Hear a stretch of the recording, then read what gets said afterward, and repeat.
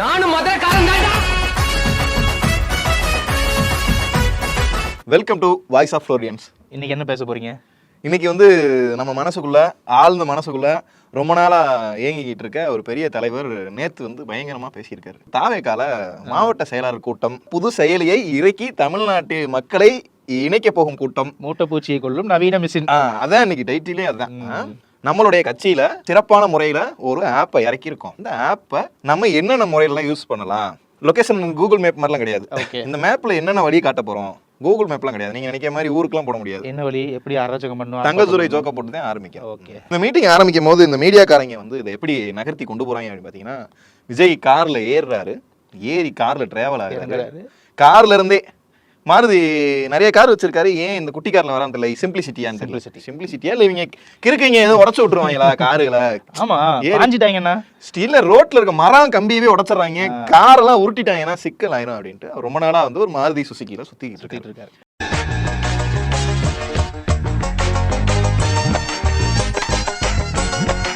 நேத்து என்ன கூத்து அப்படின்னா, அந்த சுசுக்கி அந்த கார் ஒட்டி டைரக்டா முன்னாடியாவது அந்த முன்னாடி ஒரு கிரவுண்ட் இருக்கும்ல, அங்கதான் இறங்குவாங்க. இப்ப நேரா அந்த சந்துக்குள்ள விட்டுறாங்களா? பாத்தியா உள்ள அந்த உள்ளுக்குள்ள பாத்தியா? அதே பாத்தியா ஏன்னா முன்னாடி இங்க இருக்கிறீங்க, உள்ளுக்குள்ளே ஏத்துறீங்க அப்படின்னு பார்த்தா உள்ளுக்குள்ளே ஏறிடுச்சு. ஃபர்ஸ்ட் அண்ணன் போய் ரெஃப்ரெஷ் ஆகிக்கிறேன். ஆகிட்டு நம்மளுடைய குடோனுக்கு போவோம், பனையூர் குடோனுக்கு போவோம். அங்க ரொம்ப நாளா அங்கதான் மீட்டிங் நடத்திக்கிட்டு இருக்காங்க.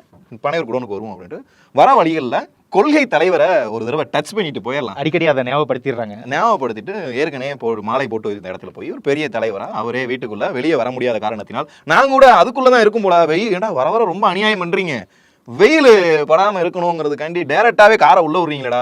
ஆபீஸ் டெய்த்து அப்படிதான் இருக்கு, பரவாயில்ல.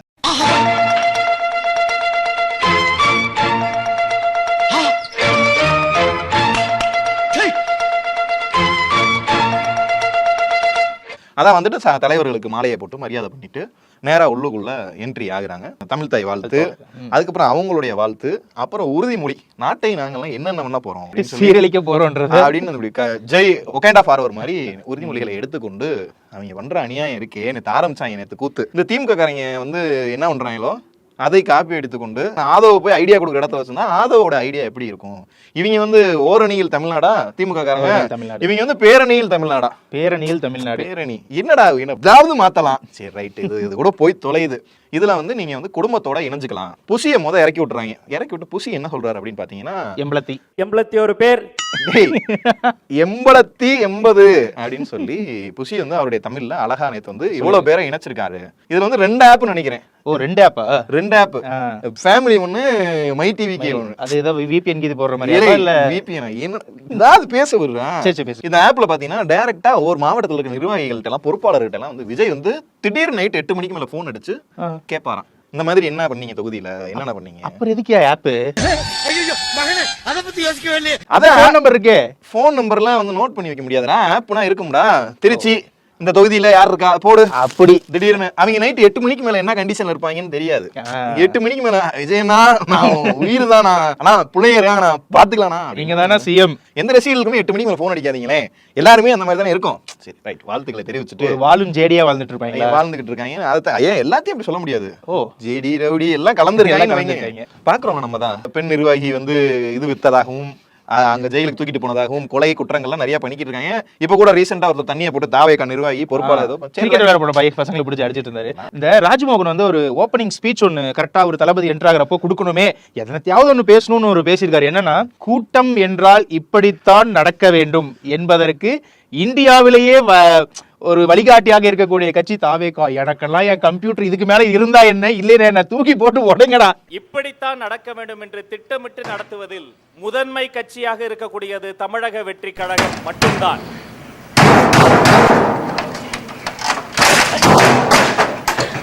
அப்படின்ற 150 பேருக்கு மேல டோக்கன் கிடையாது. பிரஸ் ரிப்போர்ட்டர் 18 பேருக்கு தான் அலௌடு. அதுல ஒவ்வொரு சேனலுக்கு 2 பேர் தான். எவன் என்ன ப்ரோமோட் பண்றீங்களோ அவனுக்கு மட்டும் தான். கேமராமேன் ஒருத்தனே வரணும், அசிஸ்டன்ட் ஒருத்தனே வரணும்னு சொல்லி எல்லா பேத்துக்கும் பாஸ் கொடுத்து எந்தெந்த பத்திரிகைக்கு கொடுத்து ஒரு 350 பேத்துக்கு மேல உள்ள ஏத்த முடியல அவங்கனால.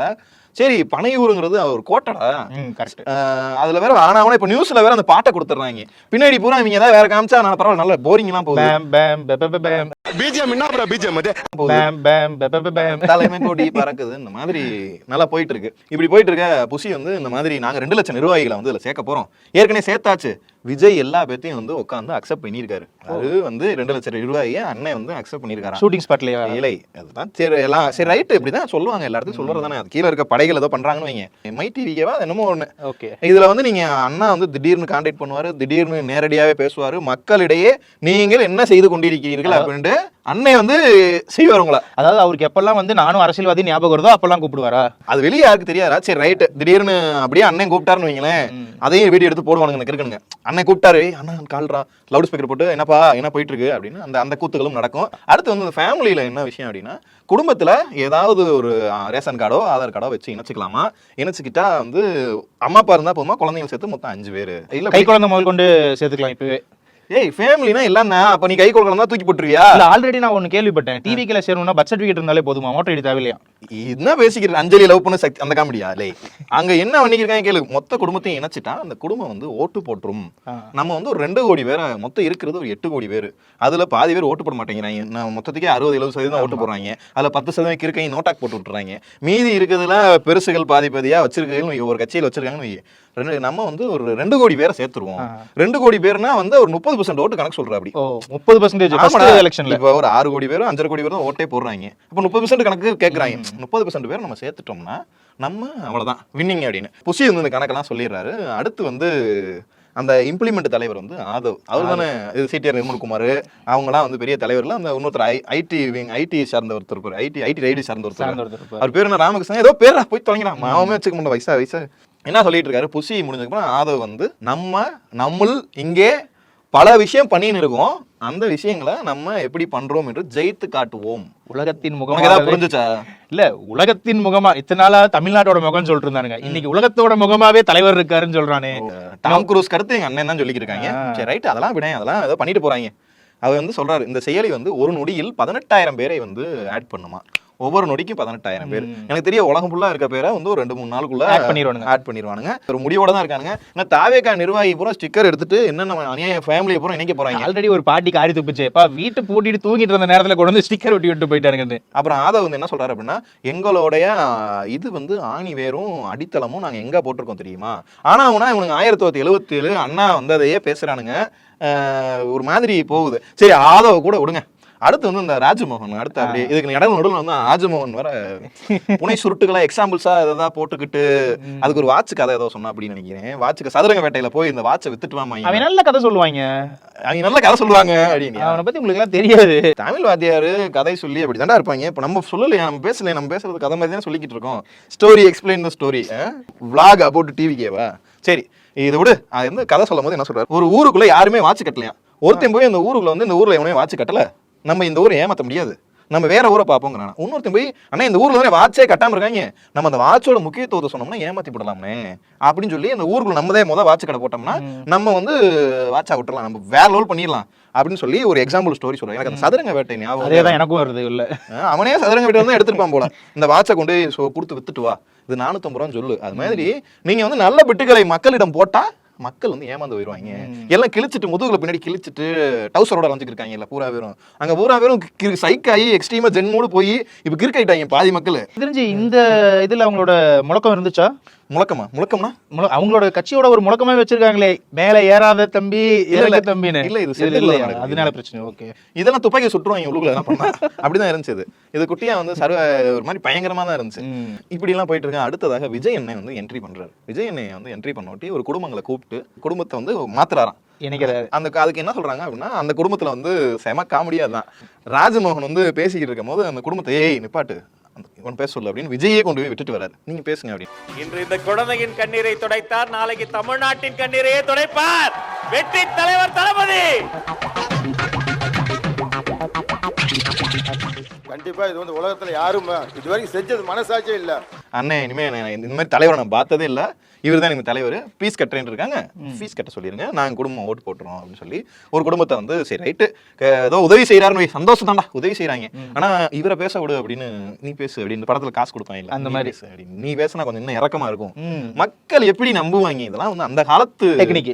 நீ செய்யறவே வெளியே சத்தமே இல்லாம செஞ்சுட்டு போகணும். சரி ரைட்டு, கட்சி ஆரம்பிச்சாங்க விளம்பரம் தானே, எல்லாமே விளம்பரம் தான். இது முடிஞ்சதுக்கு அப்புறம் விஜய் அண்ணாவுடைய ஸ்பீச் ஆரம்பிக்கும் போதே லவ் யூனா அப்படின்னு கீழ இருக்கவனுங்க.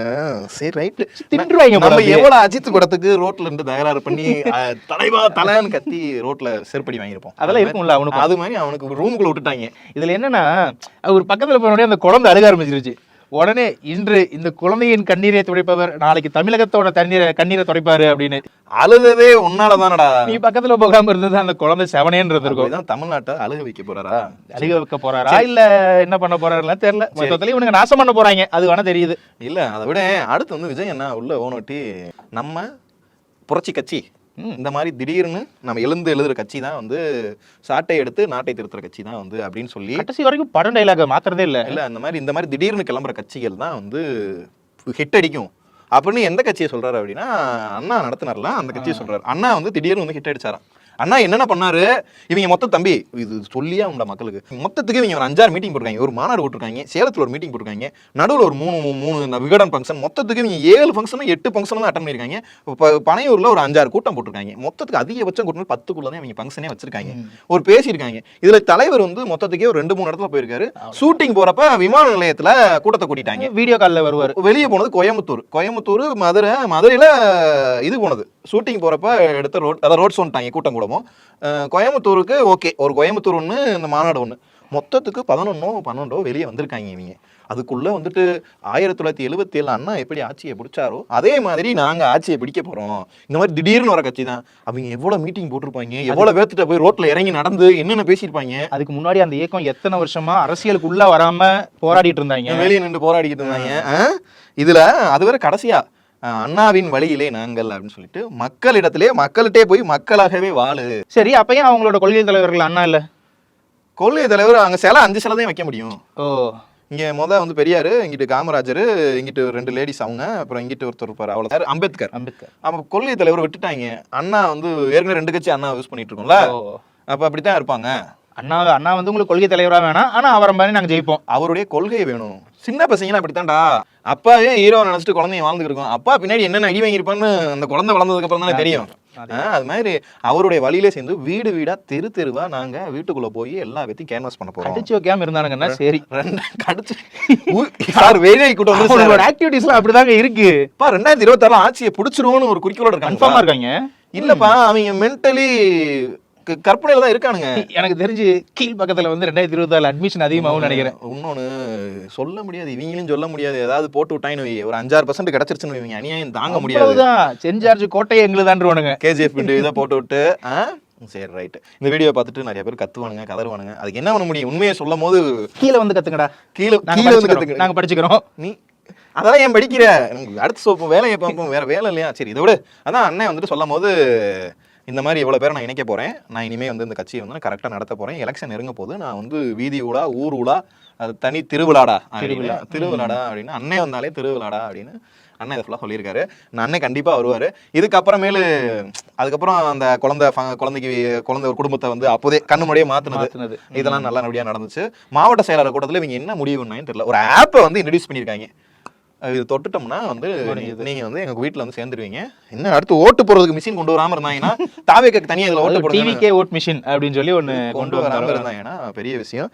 இதுல வேற கூட்டங்கிறாங்க. பொதுவா அரசியல் பண்றவங்க 4 இடத்துல மீட்டிங் போடுங்க, நல்லது செய்யுங்க, போட்டோலாம் போட்டு பரப்புங்க, சின்ன பசங்க எங்களை அரசியல் சொல்லித்தர வைக்காதீங்க, மேடைகளை போட்டு பெரிய பெரிய விஷயங்களை பேசுங்க, பெரிய பெரிய தலைவர்கள் படிச்சாலாம் கூட்டி வந்து ஒரு ஸ்கூல் கூட்டி போய் பர்மிஷன் வாங்கி இதெல்லாம் பண்ணுங்க, நல்லதெல்லாம் பண்ணுங்க. இதெல்லாம் தப்பாச்சு. ரோட்ல இருந்து தர்பூசணி கடைக்காரங்க கூட தகராறு பண்ணாதீங்க. படிச்சால வந்து கூட சேர்க்கணும்னா அவர் வந்து ஆதவ CTRல சேர்த்துக்க மாட்டார்ல. ஏன் தோசரால எஜுகேட்டடா, வாட் எஜுகேட்டட்? இந்த மாதிரி மீட்டிங்ஸ் நடத்தி நிறைய நல்ல திட்டங்கள்லாம் பண்ணி கொஞ்ச நாள் நாட்டுக்காக உழைச்சி கொஞ்சம் கொஞ்சமாக வரப்பாருங்க. ஸ்லோ அண்ட் ஸ்டடி ரேஸ்க்கு வாங்க.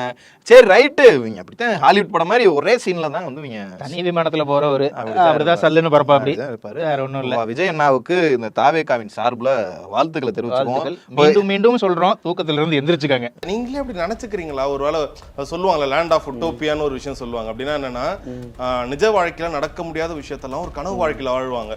என்னோட இதுல வந்து கனவுலயே வாழாதீங்க. உன் கால் தரையில படல, முதல் நில்லு, அப்புறம் வந்து சொல்லு. இது வந்து மாவட்ட செயலாளர் கூட்டமா மாவட்ட செயலர் கூட்டம்னா என்னென்ன பண்ணுவாங்கன்னு தெரியும்ல. மாவட்ட செயலாளருக்கு ரூல்ஸ் அண்ட் ரெகுலேஷன் கொடுப்பாங்க. ரவுடிஸ் தரம் குறைங்க, தகராறு பண்ணாதீங்க, மாவட்ட செயலாளர் மாதிரி நடந்துக்குங்கன்னு எல்லா கட்சியும் கூப்பிட்டு சொல்லுவாங்க. இங்க இவங்க 5 பேர் மட்டும் பேசிட்டு ஆப் இது பண்ணிட்டு மாவட்ட செயலாளர் கூட்டம் அப்படின்னு அந்த கூட்டத்துக்கு அர்த்தமே இல்லாம என்னென்ன பண்ணாங்கன்னு தெரியல. சரி ரைட், இதை விட்டுருவோம். அங்கிட்டு பாத்தீங்கன்னா கொஞ்சம் அப்படியே சரி போதும், தாவேக்கா ஜாலியா எடுத்துங்க, தாவேக்கா வாழ்த்துக்கள். எடப்பாடி ஐயா வந்து கீழடி நாயகரா சூப்பரா தம்பி எடுத்தோட்டி பிடிச்சவர் பாயிண்ட மனசுக்குள்ள நினைச்சுக்கிறேன்டா. இதுதான் இதை சொல்லிட்டு போறப்போ சூண்டு போவோம். கீழே வெக்கமா இல்ல எச்ராஜா கேக்குற மாதிரி தான் கேட்கணும். உங்களோட ஒரே சிரமமா இருக்கு. அதேதான், சிரமப்படுத்திட்டே இருக்கீங்க. பாஜகவோட கூட்டணி வச்சுக்கிட்டு பாஜகங்களுக்கு சப்போர்ட்டா முன்னாடி அண்ணாமலை பேசிக்கிட்டு இருந்த குறைய இப்ப எடப்பாடி கைய சுத்திட்டே பேசிக்கிட்டு அவர் சுத்த ஆரம்பிச்சிட்டாலே வந்து ஏதோ கதை சுத்த போறாரு. அது சுத்துறது யோசிக்கிற டைம்டா. அதாவது அப்படின்னு இதுல வேற நேத்து எச்ராஜா வேற பக்கத்துல வச்சுட்டு ஊர்வலம் போயிருக்காரு. ரொம்ப பெருமையா இருக்கு. கீழடி விஷயத்துல அந்த அதிகாரி கொடுத்த இதை மாத்துங்கிறானுங்க, இது பண்ண சொல்றேன். அதனால என்ன எழுத்து பிழை இருந்தா மாத்த முடியும், என்னால வந்து ஆதிகால ரெக்கார்ட் அப்புறம் மாத்த முடியும். மண்ணுக்குள்ள இருக்க விஷயத்த நான் அப்படியே எடுத்து கொடுத்துருக்கேன், அதை மாத்த சொல்றீங்க. இது என்ன அவங்களுக்கு என்ன பிரச்சனை அப்படின்னா, ஐயோ உள்ளுக்குள்ள 4000-5000 வருஷ கதை வந்து இருக்கு, நம்ம வந்து புது கதைகளை சொல்லி மக்களை ஏமாத்திக்கிட்டு இருக்கோம், நமக்கு ரொம்ப பாதிப்பா இருக்கும். ஸ்லோ இன்ஜெக்ஷன் பண்ணி நம்ம ஒரு 300-400 வருஷமா நம்ம வந்து ஏமாத்தி வச்சிருக்கோம். மன்னர் காலத்துல இருந்து ஏமாத்தி அப்படியே பிரிட்டிஷ்காரங்க வரைக்கும் ஏமாத்தி ஒரு டீம் ஃபார்மேஷனை கொண்டு வந்து வச்சிருக்கோம்.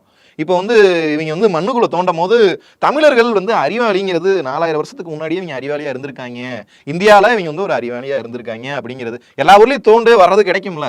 சரி, இங்க இவ்வளவு அறிவாளியா இருந்திருக்காங்க தமிழ்நாட்டுக்குள்ளன்னு தெரிஞ்சா அப்போ நம்ம விட்ட தோசைகள் பூரா வந்து மசால் தோசையா போயிருமே, கருகின தோசையா போயிருமே. இப்போ இந்த ரெக்கார்டை பூரா ஒண்ணு அதை இடைஞ்சல் பண்ணணும். இதை வந்து நியாயப்படி பார்த்தா எடப்பாடி தமிழ்நாடு தான், சேலம் சைடு தான், நீங்க சேலம் தமிழ்நாட்டுல தான் இருக்கு, தமிழ்நாட்டுக்கு சப்போர்ட் பண்ணி பேசணும். நீ கூட்டணி வச்சுக்கிட்டு என்ன அவங்களே இடைஞ்சல் பண்ணிக்கிட்டு இருக்காங்க. யோ தமிழ்நாடு சப்போர்ட் பண்றதுல ரெண்டாவது விஷயம், கீழடி தோன்றேன்னு சொன்னப்போ நான் அந்த இடத்துல டெண்டர் விட்டுட்டேன், வெக்கமே இல்லாம சொன்னவரியா? அப்பயும் கூட்டணி அவங்க கூட தானே.